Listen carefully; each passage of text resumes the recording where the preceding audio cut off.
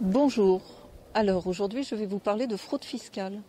On a eu les LuxLeaks, on a eu les Panama Papers, et là, on a les Pandora Papers. C'est un travail d'investigation qui a été fait par le consortium international des journalistes d'investigation, et les révélations sont énormes. Ils nous annoncent, il faut que je réfléchisse parce que le chiffre est tellement énorme, 11 300 milliards de dollars placés, cachés dans les paradis fiscaux.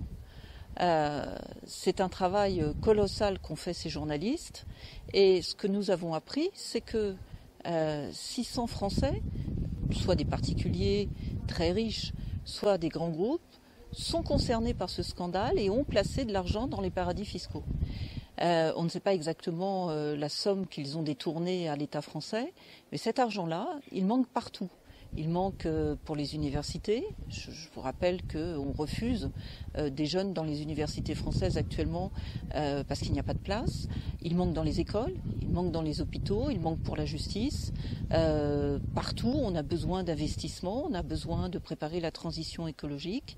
Et cet argent nous manque définitivement.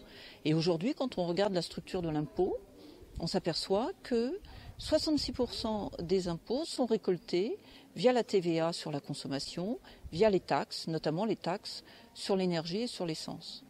Alors il y a un problème, il y a un vrai problème avec l'impôt.